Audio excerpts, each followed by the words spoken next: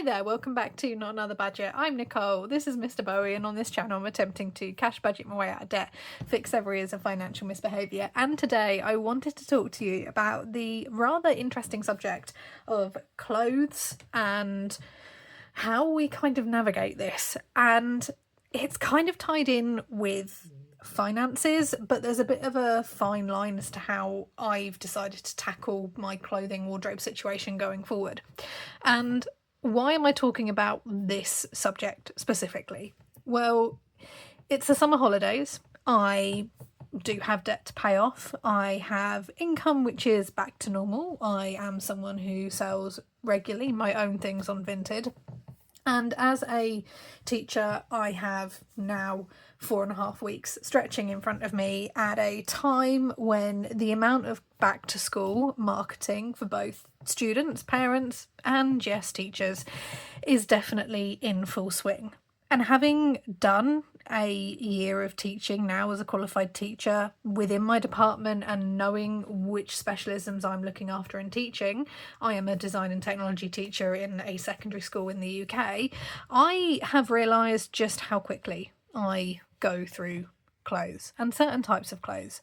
I will float between back-to-back cooking lessons to back-to-back sewing lessons to back-to-back engineering lessons where there's a metalworking lathe sending metal shavings flying everywhere, to product design, which is hard tech and lots of kind of painting and wood staining and sawdust getting in every place possible, and then textiles lessons where I will regularly forget that I've stuck a pin in a piece of clothing, or stuck something here, or just have thread attracting to me. And being in a hard clothes wearing environment, I very much underestimated this past academic year just how many clothes I would go through. Be they seasonally be appropriate, or literally buying a pair of trousers and wearing them for work and getting wood stain down them the next day. Yeah, that wasn't a good moment. I typically budget for clothes out of my own personal spending money, because clothing, when you are low income or on a debt payoff journey, or you need to save for a certain thing, it's a bit of a difficult... Oh, sorry, cat. It's a bit of a difficult one to try and navigate. There's certainly lots and lots of schools of thought. Some people say you shouldn't have anything new. Some people say that you need to make sure that clothing is one of your categories that you look after. I mean, certainly if you have kids, you have to make sure that they have clothes that fit. But I am a single person household, with the exception of the cat that you've just seen. And I have always maintained that at the very least I should be actively replacing things like underwear, making sure I'm investing in good pairs of shoes so actually you don't fall in the trap of buying cheap shoes very often, making sure that I've got a bra that fits very well so that it's not causing me any additional issues. But I'm not someone that has ever been needing to buy the newest, latest style. I've kind of gone against that. But certainly if I look at what a large amount of my personal spending money has gone on this year, it has gone on clothing, and I have to put that down to how quickly I have worn through them because of the type of job that I am doing. And that puts me in a really kind of difficult position, because I am going through at the minute and I'm working out my budget for August. I get paid at the end of this week.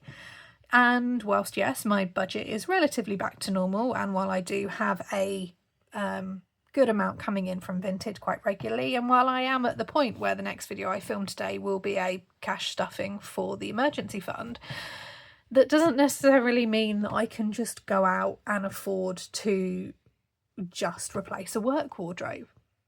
I have gone through my own personal wardrobe, and I have gone through and pulled out things which I think will last for another term, or certainly another season. I've looked at what is coming up. I've looked at the type of subjects, specialisms that I'm teaching this year, and it is your engineering, your textiles and your food. So the good news is I avoid the sawdust, but I'm not avoiding the metal shavings, and I'm not avoiding the textiles, and I'm certainly not avoiding the cooking oils and the grease and all of that. And that's with coveralls and aprons and things involved as well. Now, Whether you should spend money on clothes, whether you have debt or not, whether you shouldn't spend money on clothes, it's not an argument that's going to be settled in this video, nor is it really an argument that we're having in this video. I think we can certainly all acknowledge that the cost of just basic clothing has gone up, let alone anyone who needs to have kind of office formal or uniform formal or a specific dress code. And if you are then in a working environment like I am, where you work through these things quickly and it is very much expected that you perform to the dress code, and it's not uniform that's provided by your employer, it is something that we do have to kind of look at and go, this is a cost that is creeping up. There's also an environmental argument to be had as well. The discussion around fast fashion and sustainability and the constant delivery of something appearing on the catwalk and then 14 days later a variation of it appears for sale, particularly within our high turnover companies like Shein and Temu, etc. That also can mean that people just do not want to spend their money on fast fashion and would prefer to spend their money on something that's more sustainable, that's made with more natural fibres. Equally, if you have a lifestyle aversion to fibres that are derived from animal products, I'm talking your wools and things, etc., that may also shoehorn you into having to spend your money a certain way, and that may also have a certain cost implication. I find myself this summer in a really unique position. I am needing to replace some of my wardrobe, both kind of nicer key items and just staple basics. And I have had to look and go, I can't afford, without even doing the budget, I know I can't afford to do the nicer key items, the trousers, the skirts, the dresses for things like that. And then your basics, like your t-shirts, your bras, your underwears, your things that really are basic but essential.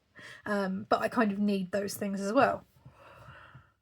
And I don't even need to do my budget to know that I can't afford to do both. I can afford to do a little something, particularly with me selling through my personal wardrobe and things on Vinted. I can sell some items in my wardrobe that I've not worn for a while and take that money and use it to replace it with things that I do have, but that's still not going to allow me to do both. And for my personal circumstances, I am still on a debt payoff journey and need to start addressing my debt at some point in August. It's a discussion that's coming in a later video. But my unique position means that actually I am someone, because of my previous career, who knows how to make clothes. And not just a basic tote bag. I can make a pair of shoes out of leather. I can make a steel-boned corset with multiple layers that can be tight-laced. I can make hats. I can make bustle dresses. I can make crinolines. I can, if I see it, I can make it.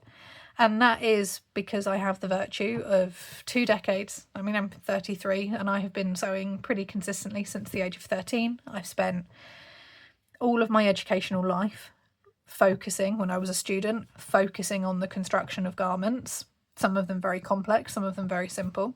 I spent a near decade working in the garment constructing field, albeit for a very, very niche area. And through that time, I was able to pick up an understanding of how to work with commercial patterns, make my own sewing patterns and draft them from scratch, understand fabrics, understand technical textiles, understand how to tailor, how to alter, how to repair, how to reuse, how to recycle, make, do and mend.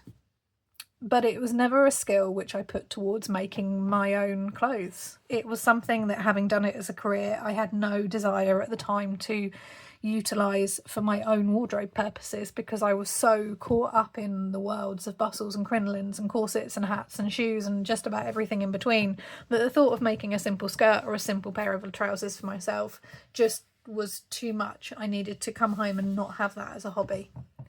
Now I find myself on the very different side of the toss of the coin. I find myself where actually I'm doing very, very basic textiles, making of scrunchies, making of tote bags, and the ability for me to flex those more advanced skills isn't there within my professional working life anymore. But that also means that now I have the potential to enjoy that for myself.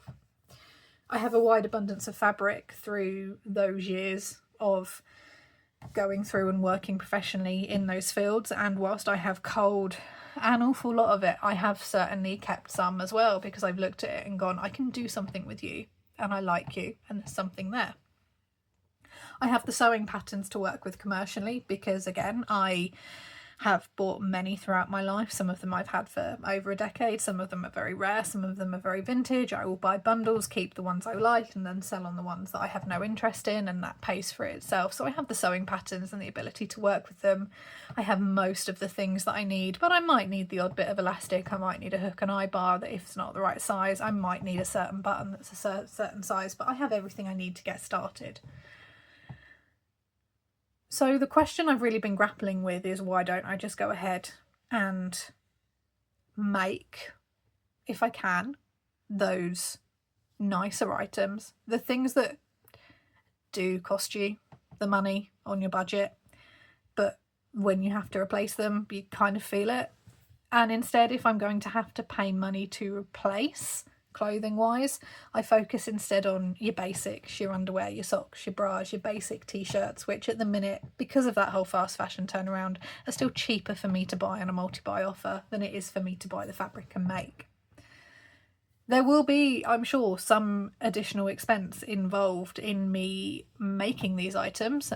It might be the cost of some bias binding, or the cost of some of the notions, or the cost of some of the things, but that is going to be significantly cheaper than the cost of having to buy that item new, because I struggle with the fast fashion concept. I fully accept that I do purchase things which come from a fast fashion background, but I do feel like I'm now actually at the point where I can justify having a nicer wardrobe where I already own the fabric that I have, regardless of my financial debt situation, because I have already invested up to 10 years, 5 to 10 years ago, in the things that I need, and they are just sitting there gathering dust. And I need things, and I can't afford to buy everything that I need.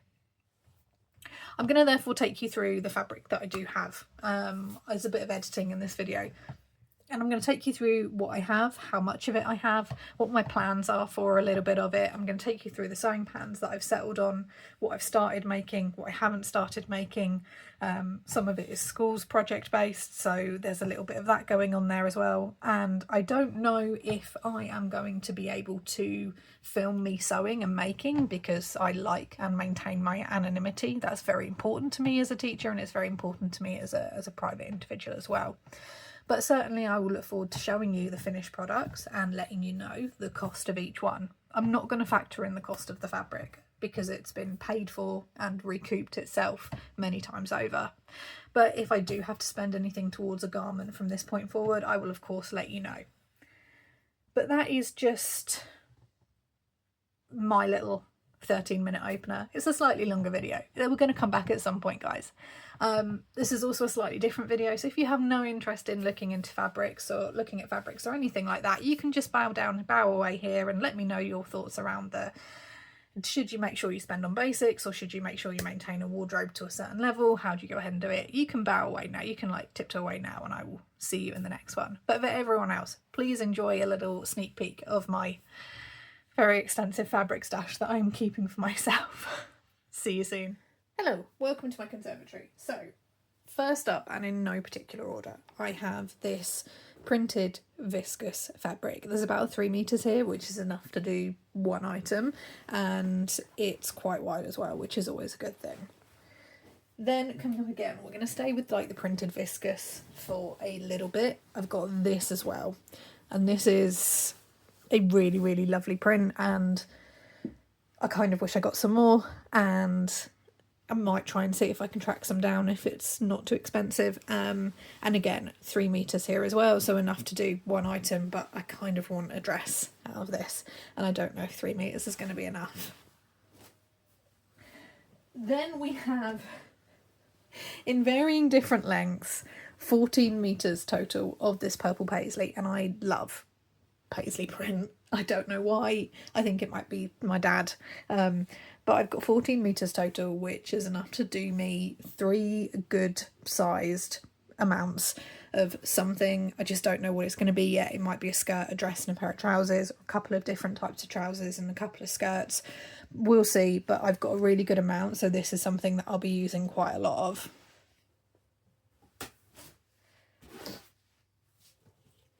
coming away slightly from the viscose, this is 10 meters of cotton linen mix. It's a rusty orange, and because it's a cotton linen,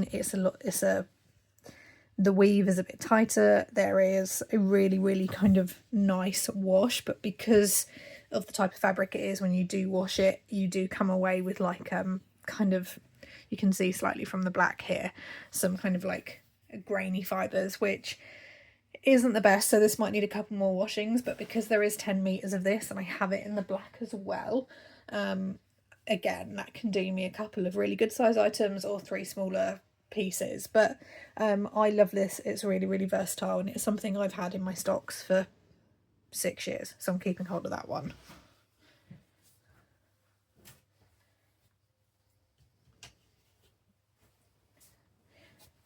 This is a burgundy plummy aubergine purple cotton drill. There is just under 2 meters here, so there's not a lot, and as a result of that, I don't know if I'm going to get any clothing itself out, or I might need to hack this with another different type of fabric or a different colour, and have something that's panelled, and use it as part of it. It's a really lovely colour, and it's very easy to wash, and it is work appropriate, but I'm just not sure lengthwise if I've got enough to do what I want to do with it, and it may need to be cannibalized into something else.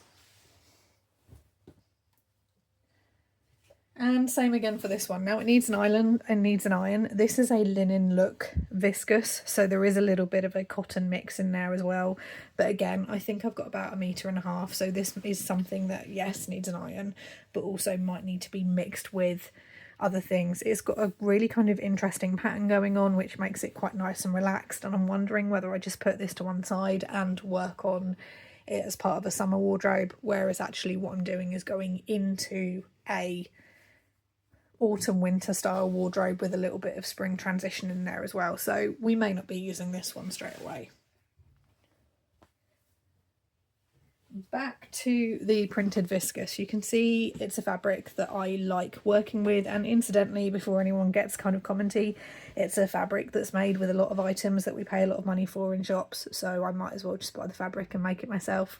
There is just over 3 meters here, and this is probably going to go towards a dress of some form or a pair of printed wide leg trousers. We will see, because I can pare this down with quite a smartish plain top, and go about it that way, so we're going to work with that one.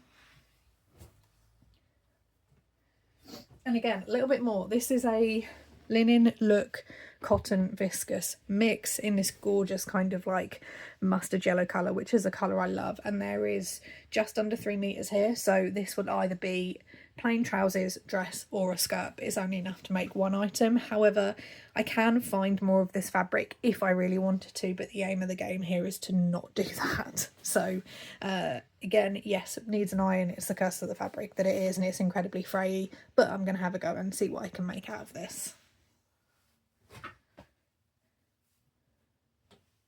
Back again with the printed viscose. Yes, still a blue floral print, ever so slightly different to that first one that I showed you.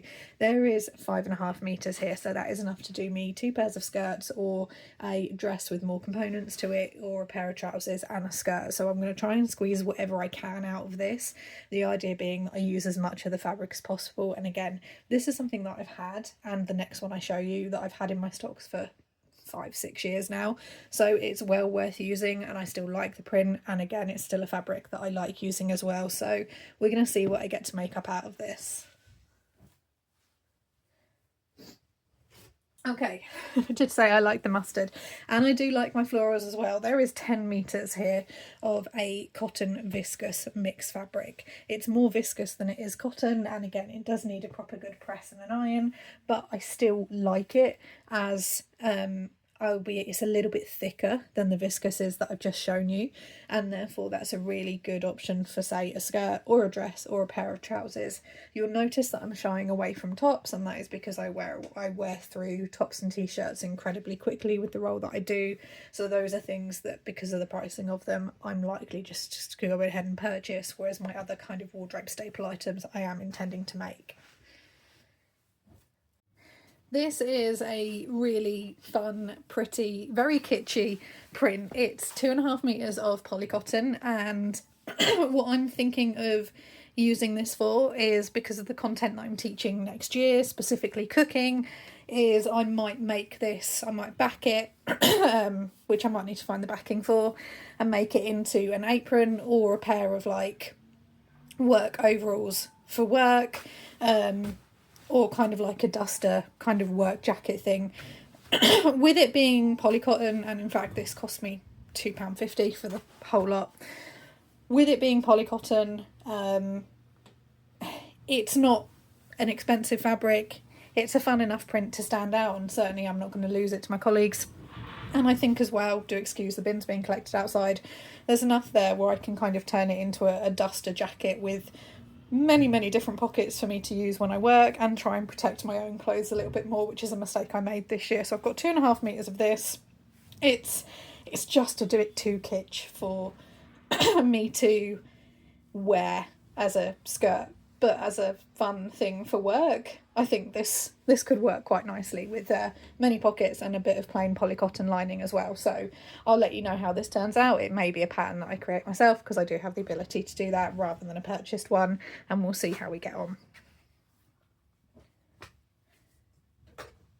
And this is a proper bit of fun as well. This is 2.5 meters again of a printed polycotton, and despite the previous one being a bit too kitsch, I do like to just turn up every now and then with a random bit of clothing that kind of the kids go, what, we don't understand. And I feel like this would make an excellent pair of trousers if I can squeeze one out, or probably realistically a midi length skirt just with a little bit of elasticated waistband, just for fun, with some pockets as well. So the unicorn print is not too kitsch.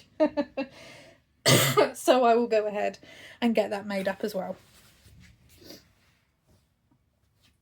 Now, all of the fabric that I've shown you is everything that I have pulled out, not including the black stuff, the black cotton linen mix, because I've not folded it properly and it's currently shedding like black fibres everywhere. But this is everything that I've pulled out from my stash already without much thinking and going, yeah, that will definitely make clothing. This includes this. Now, I don't know exactly what this is. It is definitely a cotton. I suspect there is some linen in there. I could do a burn test to see if there is a polyester based fibre, but it is a very lightweight burnt orange fabric, which is something I love. Now, there is just over a metre here, but it is 160 centimetres wide. So if I wasn't worried about the bias or following the grain line, I could try and make this into kind of a very plain short-sleeved kimono or sleeveless kimono kind of drapey shawl shrug thing that I could wear for work. It's something I want to try and use, but it was found as a one-off in a charity shop. It cost me £4 like 3 years ago, and I've never seen its like since. So rather than going ahead and trying to spend ages trying to fabric match to this, I might just go ahead and see what I can cannibalize and piece together, and again pattern hack, or try and see what I can design and make up with a little bit of draping and a little bit of pinning, and see where I get to. Now, I do have other types of fabric. I have things like this, which is a silk. It's lovely. It's a gorgeous burnt orange silk. There's just over 3 meters here, but again, I don't really want to use that for work-based purposes. I have this lovely embroidered tulle, which is just gorgeous, very autumnal, but they're just a bit too fine and fancy, and whilst I want to make things out of stuff like this, I'm more likely to indulge kind of my very creative fantasy costume design loving side with fabrics like this than I am the functional fabrics I've just shown you. And I may go ahead and show you what I make out of those anyway, just as a bit of fun. But the whole idea of me looking at the fabrics that I do have, the kind of very extensive, please don't knock the camera, Nicole, the very extensive mix of a bundle is me acknowledging and realising that I do need to sort out my work wardrobe for next year, but financially I'm not in the position to go ahead and do a large amount of purchasing. I think the basics are always worth trying to find the money for, and I'm going to run out of room on here for all the fabric that I do have, but it's your nicer pieces, your kind of one-offs that do cost the money. And I have the fabric and I do have the skills to get things made and get things sorted, and whilst I have the time and no real summer holiday plans that I'm spending money on, I might as well go ahead and see what I can make up and do. Am I going to have to spend a little bit of money on some notions, some buttons, some bias binding, maybe a bit of elastic? Yes, but ultimately those are all going to be cheaper than me going ahead and buying a series of dresses or a series of skirts or a series of trousers. So I will track those costs, and what I'll do is I'll go through and in the next clip show you what I'm interested in making now that you've seen this fabric. And then what we'll do is I'll get another video once I've got things made up where I film, and I'll show you what I've made and what the final cost was per finished item. Now I'm going to go clear all this so you can see the fabrics. We've seen the fabrics and we can go see the patterns next. Now I learned early on that if I didn't have a working list of everything that I wanted to make, be it a list that I don't touch for 10 years time in the case of some of the things I've made in the past, I will really quickly lose track of what I'm working on, where I'm up to with things and how things are going. So this is my list. One thing I wanted to make was a teacher planner cover, because I am now self-making my teacher planner. I've gone ahead and done that, so that's completely finished, and it was just patchwork piecing some bits of cotton together. The orange kimono, which I've started, which is this pattern here, I've done a short version B and then I've done a longer version C, which is the purple floral kimono. Those are constructed, but in order to finish them I do need to get my hands on some bias binding, because I don't have enough in the right shade either, so that needs a little bit of a spend there, but certainly those items are constructed and they currently look like this. The next thing I want to go through and make is I've got a list of things here, and then these are the patterns that go with them. So some of them are patterns for a after school club. They're things I want to have a go at making and trying out and seeing how long does it take, do they work, where would the kids run into problems, and some of them are things for myself. Now I have a set of Hakana pants. I may not get round to making these, but it's on the list. Next I have the antique skirt, which is this one here. Then I have, where are the wide leg trousers? I have a whole box of patterns and accessories, as you can see here. The wide leg trousers in question are, there's obviously this print. I'm not really a fan of a maxi skirt for work, but you can see there's two variations. There is the A and there is the B as well. I'm probably going to go for the A and go with a pair of wide leg trousers on this pattern. And again, these are all uncut. They're all patterns I already owned, having spent money on them years ago, or bought bundles where I got the pattern I wanted and then sold on and made my money back from them. The wrap trousers is a really fun pattern which I really want to try, and hopefully I think I'm going to get quite a lot of use out of this. It's a pair of 70s inspired, and the picture is a really awful example, but this is quite versatile and can be dressed up and dressed down, and I think would be quite good from a work-based perspective. And it is, once I get my head around the pattern and the wrap style, I think going to be quite easy to make, but it's heavy on fabric. It's 3.5 to 4 meters and I work in meters, not yards. But I want to do at least 3 versions of them. One thing I am toying with is we are moving into the winter months. My coats don't fit. There is a poncho style here. I have fabric that might be appropriate, but I'm not 100% sure, nor do I know if I want to go down this route. But hopefully by the time I make that decision, I will either cross this off my list and not do it, or proceed and go ahead. But I feel like this is a pattern where I may end up spending money, and at the end of the day, that's not the purpose of this. So this is one which I'm currently working on, which is why it's a little bit flat. Having made the kimono and the planner cover and the purple kimono as well, I'm just working through this list in whatever order I feel like fancying. So I'm currently in the process of cutting out the pattern for this, and I have gone ahead and done, I'm going to try and do 2 styles of this. I want this length here, but with these sleeves, and then I also want the capped sleeves version of this as well. So there may be 2 versions of this dress, and it's the one I'm currently working on cutting out and picking the fabric for. There's another dress. I do love a dress. I love a dress quite a lot. Where are you? We've looked at you. 9-1. So style B, this is another dress, much more relaxed. This is what I'm thinking for potentially either a printed viscose or the cotton linen mix as well on the trousers. And then the other dress I've got is this version here. So much more relaxed, but depending on the type of fabric and type of print, can be work appropriate for the type of work that I do. The Miller trousers are just a basic pair of trousers, and they're fairly elasticated with a pocket, and they're relatively straight leg. Just a really good kind of straightforward trouser that would probably cost you anywhere from £15 to £40 in the shops, depending on where you buy it from. I have the fabric. I've bought the fabric and made my money from that fabric many times over. So, and again, I had the pattern, so it makes sense for me to do. I've put down 2 pairs on there, maybe a printed pair, maybe a couple of plain pairs. We'll see how I get on. There's a few other things as well that I am looking at, a couple of things that I want to go ahead and make, but not just yet.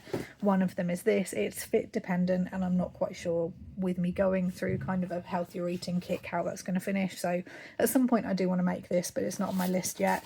And the same for this. I just really, really love this pattern, and it would be a pattern I have no purpose for, probably something that would be good for a wedding guest event or some kind of formal, maybe if I go to prom next year, but I don't have a reason to make this yet, but it's in my box of things I want to make for me.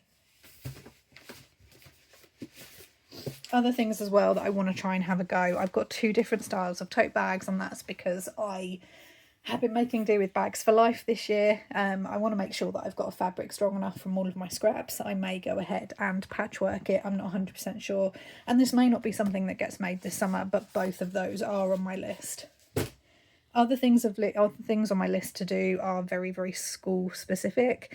It's scrunchies for the sewing club that I'm running, it's an easy pencil case design, and it's an iPad case because the kids have iPads provided by the school. So they're patterns that I want to go ahead and see out of my fabric that I am intending to sell myself. Can I just use that instead, or is there a better option for it? But that is everything that I have. Let's go back to the desk. So as you can see, there is definitely the potential for me to have some really nice pieces in my wardrobe going forward. Pieces which, if I were to go to any of my preferred shops and buy them, and in fact I might try and find some comparable prices to do in another video once the item's finished and made, how much it's cost me to make versus how much I would have paid for it. There's definitely the potential there, providing I get organised and carry on sewing and making, for me to have some really nice things in my wardrobe, and that certainly seems to be a good middle ground. Now, don't get me wrong, if you like sewing, sewing is not cheap, and garment making and dressmaking is not cheap. It can be cheap to start sewing if you want to dive in at a really beginning level, but if you were to purchase one of those patterns brand new, you're looking anywhere nowadays from £13 to £25 for the pattern itself, depending on brand and availability and where you get it from. Then you're looking at, let's say you buy 5 meters of fabric for a dress, that can be anywhere from, again, £7 to £30 a metre, depending on the type of fabric you're going from, and obviously 5 times that price. You then got your notions, your threads, you've got all of your accessories for it if you don't have a steam iron, because not everyone does. Like, it can be a very, very expensive thing, and I am privileged because I have everything I need to get going. This would not be a financially viable alternative if I were not in that position, but I think it's something that is definitely worth exploring. As I have those items, I've made a decision to keep them, they need to be used, and I have a need to now use them without them negatively financially impacting on myself. I don't know what I'm going to end up budgeting for the basics. I know I need to budget something for basics, and I also don't know, as it's the summer holidays, if I want to dedicate my spending money for that, or whether I want to keep that for some summer holiday activities that I might want to do. That's a discussion that we'll have when I film that video and have worked out that budget. But I thought it was worth bringing it to you guys. I know I have some of you who are really interested in the kind of sewing crafting side of what I do, and hopefully I can try and tie it into the budgeting side of it as well. I will see you later on today, because I'm hopefully, if I can get myself out and sorted in time, I need to head into town. I've got some errands to run, and that will put me in the vicinity of a cash point where I can withdraw my vintage earnings and cash stuff the emergency fund. Hopefully everything is I've hit that target, but you will have to wait and see and find out much later on this evening. Thank you so much for watching. I'm going to let you go, and I'll see you all very, very soon. Bye bye for now.